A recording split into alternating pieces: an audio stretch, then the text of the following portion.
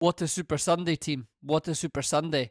Starting it off in Scotland at Tynecastle Park, and it was a hell of a game. And those Scottish games have been fantastic this season. They really, really have been, and it's obviously been a bit of a magical fairy tale story, and it continues on, and it's not finished yet. And I think that's obviously helped with it and everything, but you're just another great game at Tynecastle, another fantastic atmosphere for anyone that's been there knows the stadium. It's tight, it's compact, it's a real football stadium. The fans are right on the pitch. There's none of this big gap in between them. And Hearts, the game starts off, I think Celtic are maybe kind of, a bit better in that first maybe 15 minutes-ish or so. I'm not saying that it was like obviously better or anything like that, but they're maybe a bit better. Hearts were a bit nervy, couldn't quite get the ball down, couldn't quite get it going and do what they wanted to do. There was a lot of long balls up top and just weren't able to hold it up and everything like that with Kabore, but after that, Hearts really just came into it, and Celtic get the goal from the free kick. It's a silly foul, really, from a Hearts point of view. There's no need to pull him back there. It is a really silly foul, and it's a little bit of moment of magic from Nygren, who's a top goal scorer, tied top goal scorer at the moment in the season for Celtic. And you just think, is it going to be that day? But it never felt like it, did it? It never felt like it. And look, I think Hearts are going to come out of this game with even more belief that they can go on and do this, even though I do think, with how the game goes, it probably is 2 points dropped for them. And Rangers close the gap down to 4. But Hearts come out of this game still with the belief and still with the momentum for me. I mean, there's chance after chance. Braga has that one where he gets in and he does the right thing. He tries to go back across goal and he just doesn't quite get enough on it, and it's an easy save for Schmeichel. Kizadiris has 2 or 3 that are just, he's got to score them. He's got to score them. And, you could say, if Shanklin was in there, of course he probably would have buried them, but you don't have him, and you didn't have Cammy Devlin. And I thought Leonard was absolutely fantastic in the middle of the park. I mean, that's a big, big ask for that boy to come in on Thursday or Friday, probably have a training session, maybe 2 tops, if that, and go into that game against Celtic, the reigning champions, and just to say, look, like this is it. It's a big title race game. Like we can't afford to, have passengers and all that stuff out there. And he was amazing. He really grew into the game. I thought I said it in a positive way about the 50th minute-ish or so. I said, you've not noticed him in the game, and I didn't mean that in a bad way. Like, he hasn't done anything bad. He was doing the simple things. He was getting his foot on the ball. He was playing it. Mcinness says that in his press conference after the game. He was around every single second ball. That's another great piece of business for Hearts, and obviously they need that with Cammy Devlin out there. But yeah, Hearts should win that game. At the end of the day, it finishes 2-2. It really should have been 3 or 4-2 to Hearts with the chances that they had. And I said, looking ahead to this game on Thursday, I really think that Hearts' style of play is this belief, this togetherness, just this willingness to just continue to go and recognizing the moment you're in and using the crowd. Kizadiris does that very, very early on when he tries to get a 1v1 and he doesn't, and he looks at the crowd and he gets them going and he cups his ear, I think, a little bit to kind of get them to be louder. And it's all these basic things, and I think they're the special things. I think they're the things that make football tick. I think they're the things that make a football team tick. And I think if you want to do something special like split the Old Firm, you have to almost go about it that way. I don't think you're ever going to come and beat them by playing this style of football. I think if you look like Motherwell, they obviously play great football, and absolute credit to them. We all love to see it. They play better football than Hearts play, right?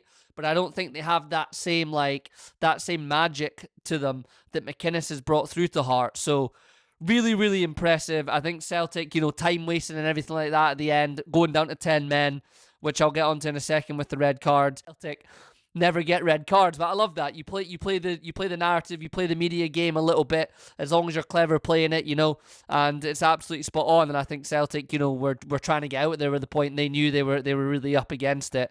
They knew they were. And Martin O'Neill's done a good job there, and they'll continue to get, majority of wins in there. But I think that Celtic team's going to drop points. I do. I think that Celtic team is going to drop more points than this Hearts team. I just think that they look already like they're running out of steam. And it'll depend on, any signings that come in, before the window closes. That obviously has an impact and changes the direction of travel and momentum and everything. But yeah, just overall, they were happy to get out with that, Celtic. They were. And with regards to the red card, on my group chat, I seem to be the only one that thought it wasn't a red card. I thought yellow was fair. I watched it with Matthew, my brother, and I watched it with my Uncle Glenn. He's big hearts, and we all said, pretty unanimously it was a yellow card. I thought that was a fair decision, and all the boys in the group chat, they were like baffled that I thought that, and then you kind of second guess yourself. But I've watched it back, and I'm like, I think he spun him, and I think the other defender's probably going to help cover for him, or I think the image looks like there's enough cover for him, and I think the ball's going a little bit wide of kind of the box. I don't think it's going directly to the goal. So yeah, for me it was a yellow card. But and listen, look, I'm the one here that wants to see the old firm broken. I want to see a story. I want to see Hearts, who I've got family members, support Hearts and everything like that. Like I'm here to see the old firm thing get broken, right? Absolutely. But yeah, I thought it was a yellow card. I didn't think it was a red card, but they get it, and fair enough. And sometimes they go for you, and it's a debatable one. And that obviously changes the course of the game. But yeah, really, really good. Loved watching that game. I think Hearts will still come out of it bouncing. I think just a quick look online before I come and record this, the fans are almost a bit like, come on then, let's dig in then. I think losing, not having the Shankland and Devlin and Benigamy in there, and Hearts showing that they can still go and do something. And again, it's that style of management. It's like, it doesn't really matter who we're missing. We do the same thing. And you do it to the best of your ability. And I just want you to go out there and work hard and give 100%. And yeah, you love to see it. I think Mcinness is just top notch. I really, really do. And let me know out there, Rangers fans and stuff. I was asking Greg and Ali this, but like, why did Rangers not go for him? He seems to me like absolutely just the type of guy that if he was at Rangers would be a very long-serving manager. And I think if Rangers had got him a while back, when they did kind of seem like they were interested for him, I think he would still be there. He just strikes me as a guy that would be a very consistent, good manager for Rangers, and, winning a lot of titles and stuff like that. And I know Rangers have had their issues off the pitch, so maybe that's one of the reasons, but let me know, because I think he's just seems so obvious to me. He's like, I think he's I think he's the best manager in the league. I do. I mean, we'll see. Martin O'Neill's obviously a kind of legend of the game in that sense, and Danny Rohl's new to it all. But yeah, I think he's hands down the best manager in the Scottish League, and he knows the league. So let me know about that one if you're a Rangers fan as to why that didn't happen. If we finish off Super Sunday with Arsenal and Manchester United, I predicted that one to be a draw, but I just didn't feel like United would get beaten that. I just knew they wouldn't. I just felt if they could come with that same energy and desire and that same compactness and the way that they played against Man City, which I didn't expect, them to not, although you kind of sometimes don't know what you're going to get with Man United.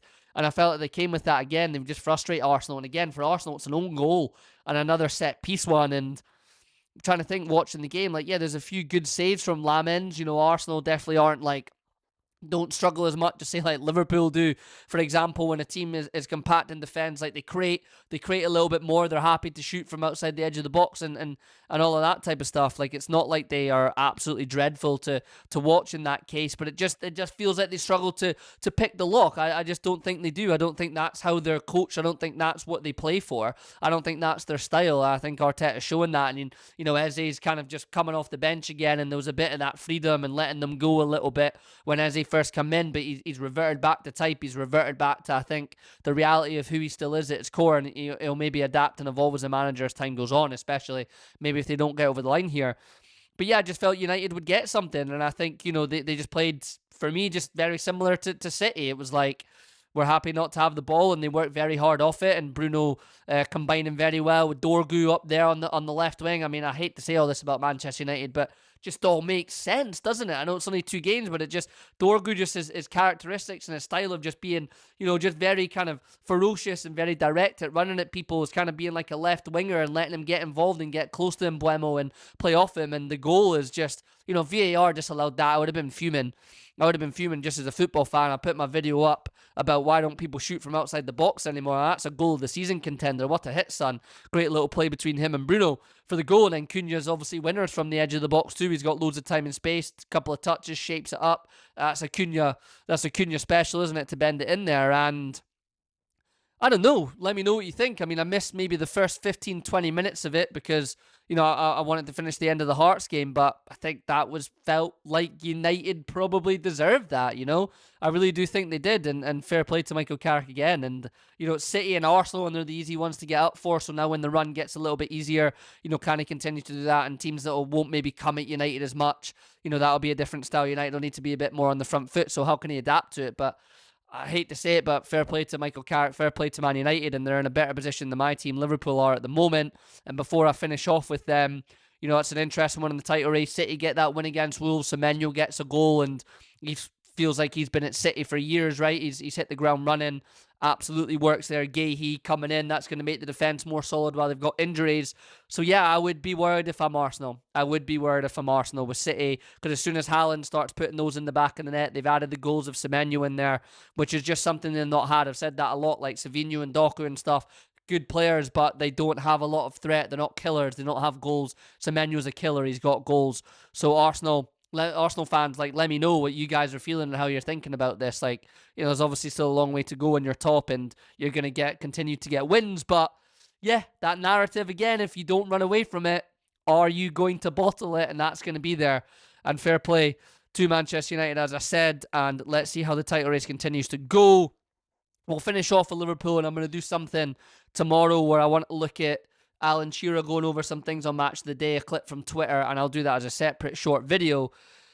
But just overall in Liverpool, yeah, really, really frustrating. Marseille in the week felt like something was a bit right. The change of shape with the two up top, Salah coming back, him just kind of seeing Ekitike making runs in behind, and yeah, it was like, okay, I can see where this is going. That makes sense. And I said Liverpool just weirdly suit Europe with how kind of bad we are, but it seems to suit the style of Europe. But yeah, there was no low block against Bournemouth. It's not how Areola and Bournemouth do it. They're going to come at you. They're going to play. And obviously when they're 2-0 up, they maybe are going to have times where there's a lot of men behind the ball and play that way. Of course they did. But I thought Liverpool started the game quite well. I thought first 15, 20, 25 minutes, I think the goal goes in. I was sat watching it with Holly, and I said to a goal's coming for Liverpool here. It is. And then Bournemouth literally I swear to God, just as Sensei plays that ball over the top, I said to her, I was like, that's the first time I really feel like Bournemouth have got the ball.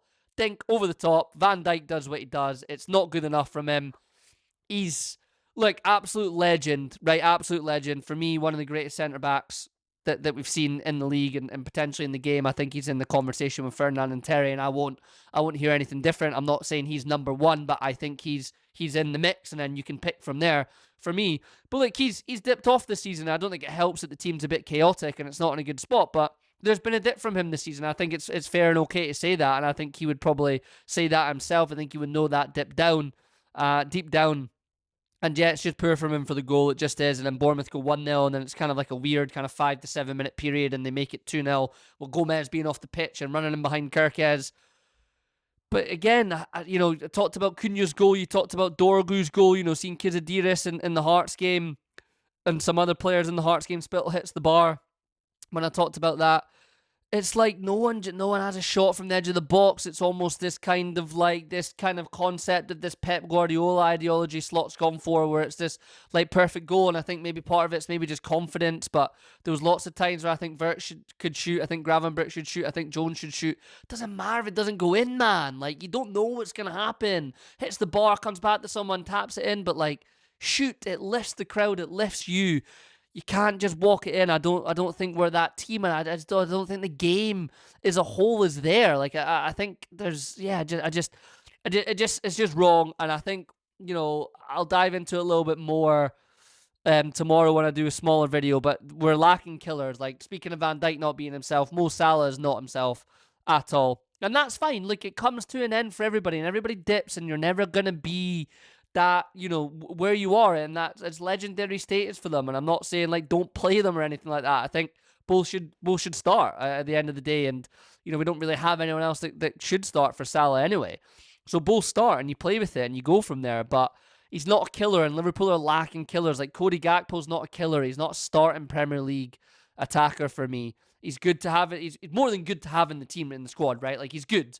But I don't want him starting and leading the line for me. And he says about, like, Kirkez and Ekitike being in the red.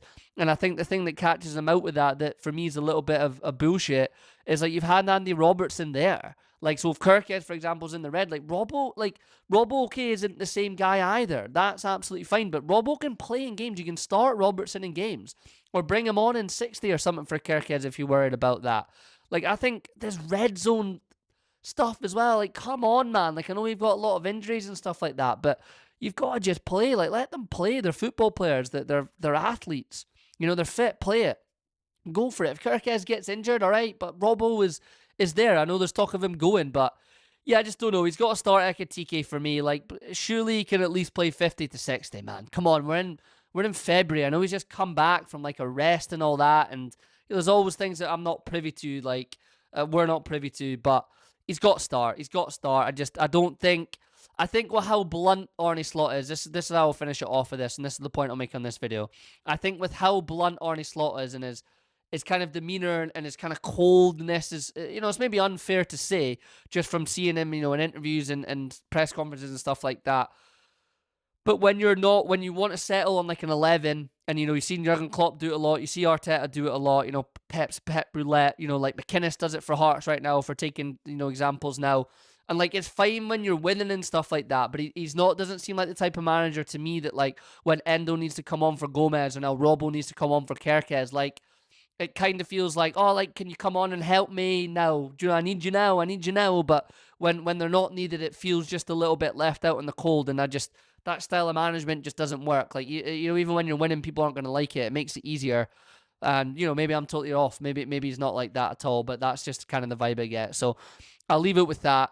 Great weekend of football. Great day today. Loved it. Loved that. We're in that period now where the games are going to mean a lot, in particular at the top. And obviously, towards the bottom as well. And we're getting to knockout phases of Champions Leagues and, quarterfinals of cups and semi-finals of cups and everything like that. It's the best time of year. Hoping the weather gets better. Hope you all have a good weekend, all right? Thanks to subscribers. As always, you guys get this first. I'm going to start putting, bits out on YouTube throughout the week as we go. But thank you, as always. And yeah, I think that's it. Well done, Hearts. Can they break the old firm? Unfortunately, well done, Manchester United. And by God, Liverpool, what are you doing to me? All right, until the next one, have a good one. Peace.